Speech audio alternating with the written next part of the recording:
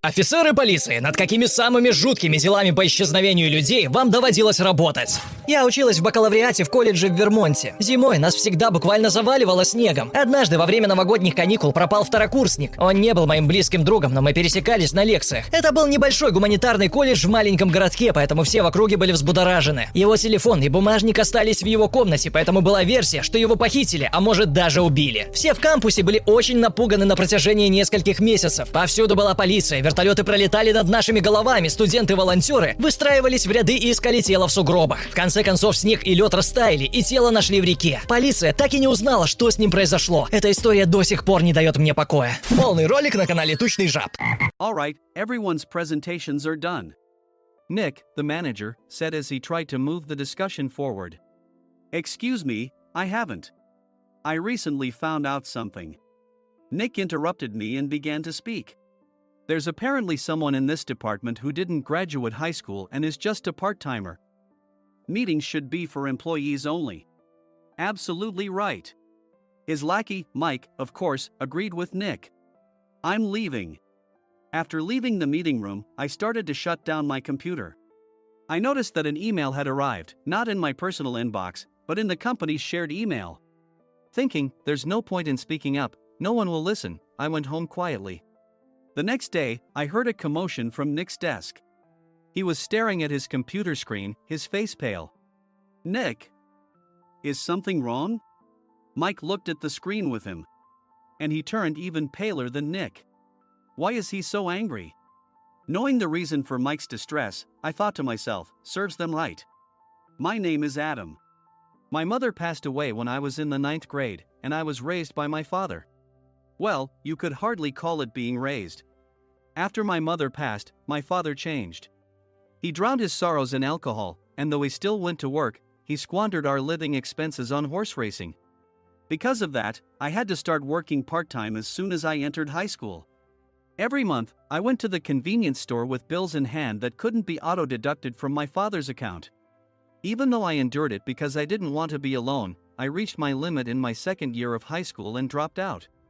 I found a live-in job at a distant inn. Thank you for everything. The day I left home, my father, still staring at the TV, spoke. Take care. That was our last conversation. Back then, 18 wasn't the age of majority, so I needed my father's permission to work, and I couldn't hide my place of employment. Yet, my father never visited me even once. I kept working just to survive, and before I knew it, I was 42. Years of hard work paid off, and I was transferred to the headquarters. I was thrilled to be recognized by the company, as I thought I'd be working in the field until retirement due to my lack of formal education. Listen up. Our work can change the future of our employees. Don't drag us down. On my first day after the transfer, Nick, dressed in an expensive suit, spoke sternly. There was a reason for this.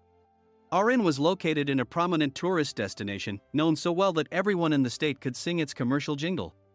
At its peak, we had 5 locations within the state. But that was long ago. Due to financial difficulties and aging facilities, only the place where I had worked for many years and the original establishment remained. I was prepared to lose my job anytime, but now there was a glimmer of hope. With the rise of social media, the tourist area where the inn was located started gaining attention again.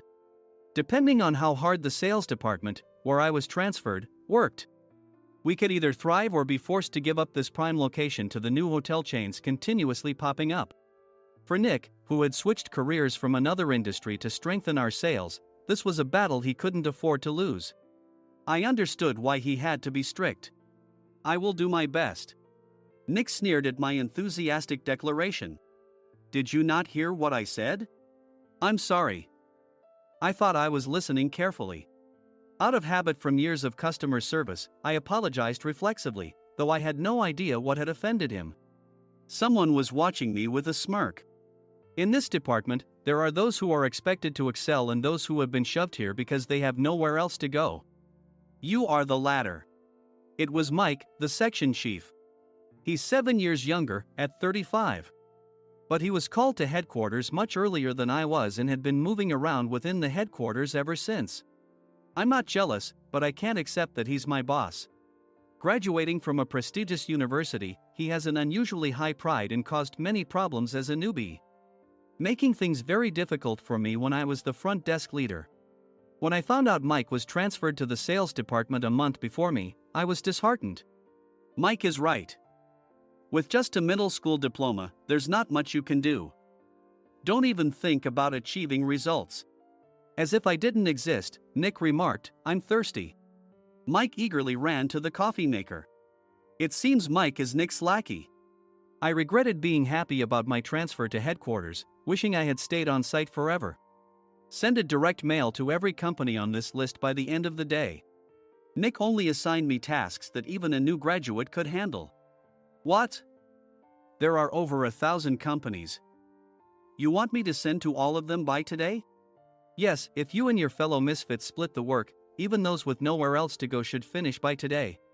I glanced at the employees typing away expressionlessly. They were worn out from customer service, only thinking about leaving on time, or were women reassigned after having children, with zero motivation for work. Even Sam, a new graduate from the same university as Mike, who was supposed to be among the expected achievers, had no enthusiasm for the job, having joined the company wanting to do customer service. "I don't care what they say, I plan to quit anytime," he said. Only Nick and Mike were highly motivated, making all the decisions between the two of them. I originally only wanted to work at the inn to survive and had no particular attachment to this job. I swallowed my words, thinking I had no right to reprimand them.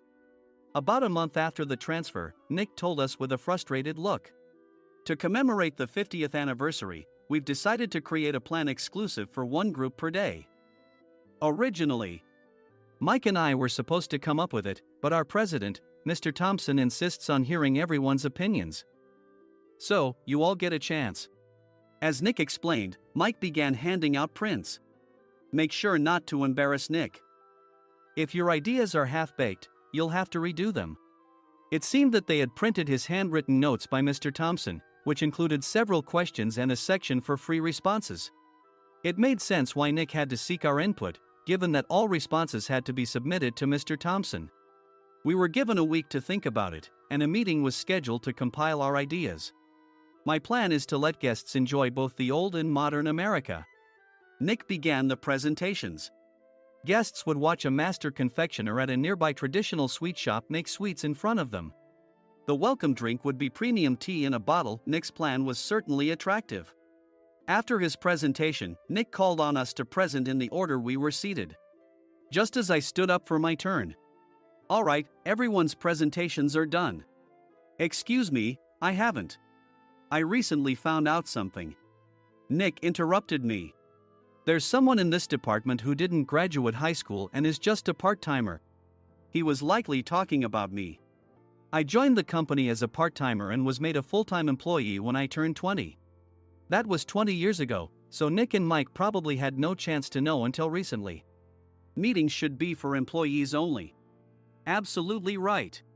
After that, Nick kept creating opportunities to solicit everyone's opinions, purposefully excluding me from speaking. The meeting unexpectedly heated up and went past the scheduled end time. A few people asked to leave, and the discussion continued with the remaining few. "Still here?" Normally, you'd leave in that situation. Though I had no attachment to the job initially, hearing kind words from customers made me want to make them happier. For someone like me, with nowhere to go, the inn was my home and customer service was my life. I felt pathetic about my current self. "I'm leaving." I left the conference room and started shutting down my computer. I noticed an email had arrived, not in my personal inbox, but in the company's shared email. Thinking no one would listen to what I had to say anyway, I quietly went home. The next day, while preparing the DM as instructed, I heard a commotion from Nick's desk. In his haste to stand up, he hit his knee on the desk. He stared at his computer screen, his face pale. "Nick, what's wrong?" Mike, thinking he should be the first to rush over, approached Nick while still wearing his coat. He peered at the screen with Nick. And he turned even paler than Nick. Why is he so angry? Who is responsible for this company? Nick, more irritated than ever, asked, and Mike answered without checking. Probably Sam. Sam wasn't there because he was attending a morning training session for new hires. Nick gave up on getting angry and returned his gaze to the screen. They were looking at an email that arrived right after the end of the working day yesterday. Apparently, no one, including me, had checked it before leaving. The email was from a large company that used us for their annual employee trips. The president and executives of that company also frequently used our services personally. President of the company, Mr. Mason himself, had declared that neither he nor his company would ever use our services again. Well, some companies cancel their employee trips or stop using our services due to financial struggles. Let's just move on. Mike kept wiping the sweat from his forehead with a handkerchief. Knowing why Mike was so agitated, I quietly watched their interaction. Do you know how much revenue we get from that company? We can find other guests to fill the rooms, but we'll lose the banquet costs, gift shop revenue, rental car fees, and more. Moreover, the gifts were supposed to be prepared by the traditional confectionery shop involved in Nick's proposed plan. If it's known that we incurred such a huge loss at this critical time, Nick's position in the company would be jeopardized. Nick took a deep breath, seemingly trying to calm himself. All right, Mike. Go to New York right now and apologize to Mr. Mason. What? You're coming with me, right? I have urgent work to do. I trust you, which is why I'm entrusting this to you. Please. Mike, believing Nick's sincerity, agreed with a determined look on his face, saying, yes. That's Nick for you. Even if Mike went to apologize, Nick would shift all the blame onto him if the client didn't change their mind. Well, it was Mike's fault to begin with, so it served him right. About 3 hours later, Sam answered a call from somewhere and repeatedly apologized, saying, I'm very sorry. Everyone watched to see what was happening. After ending the call, he informed Nick with a weary tone. When Mike arrived at the client's company, he only made things worse, further infuriating Mr. Mason. He was demanding, get his boss here immediately. It was no wonder Sam was exhausted, dealing with such a call right after returning from training. What is that idiot doing? All right, Adam, you're coming with me. If sacrificing Mike didn't work, then I must be next. Normally, I'd want to refuse at all costs, but I saw an opportunity in this situation. If I can be of assistance, I'd be happy to join you. I immediately followed Nick, and we flew to New York. When we introduced ourselves at the reception, it became clear how serious the situation was, as the receptionist personally escorted us to the president's office. Angry voices leaked through the door, making both Nick and me uneasy. Excuse me. I'm Nick, the supervisor. I understand my subordinate has caused you trouble, and I deeply apologize. Nick, with his experience in the corporate world, knew enough to offer an apology before excuses. However, his customer service skills left much to be desired. I sighed as I saw Mike trembling like a small dog in the corner of the room. What kind of training are you giving your subordinates? Mr. Mason glared at Nick with a red face. The intensity of his gaze made even Nick take a step back. Regrettably, I joined this company only 2 years ago and was unaware of Mike's issues. I should have identified his shortcomings sooner. Indeed. I should have realized sooner. No sensible person would come to apologize and then give a lengthy presentation on the drawbacks of not using their in. Nick froze, his mouth slightly open. Suspecting the worst, I picked up the documents that had fallen to the floor. It seemed Mike hastily prepared these documents on the plane, listing the disadvantages. Disadvantage 1: if you change the venue for the company trip, employees might suspect it's for cost-cutting reasons, leading to a negative impression. Reading it aloud half-jokingly, Nick snatched the papers from my hand and checked the contents with a furious expression. Among the stack of documents was a receipt from a nearby convenience store's copy machine. I felt a pang of dread, hoping he hadn't shown the receipt as well. What do you think he said when I asked what kind of nerve he had to do this? I'm very sorry. Faced with the dire situation, Nick must have thought there was nothing left to do but apologize. In a voice smaller than I'd ever heard from him, he uttered words of apology. He said, I'm a Harvard graduate. I don't believe I said anything wrong. Mike, what have you done? Forgetting his plan to pin the blame on Mike, Nick yelled loudly, even in front of Mr. Mason. I didn't do anything wrong. You're still saying that? Look at him. Mike pointed at me with a shaking hand. I was assigned to headquarters in my 20s and now I'm a section chief. This guy only made it to headquarters at 42. Everything I've done proves I was right. So why are we losing the contract? Having said his piece, Mike collapsed to the floor. Of course. You were sent there because you had nowhere else to go. Mike never expected to hear such words from someone he looked down upon. He lunged at me, and Nick hurriedly stepped in to stop him. Mr. Thompson told me Mike is a quick thinker, and to take good care of him. There's no way he was pushed aside. Don't make things worse here. He didn't say quick thinker, he said only quick-witted, didn't he? I don't remember that part. I recalled the many troubles Mike caused when he was a newbie. When Mike was on the front line, his pride was so high that he never apologized to customers. Customer service, especially in our job, doesn't work alone.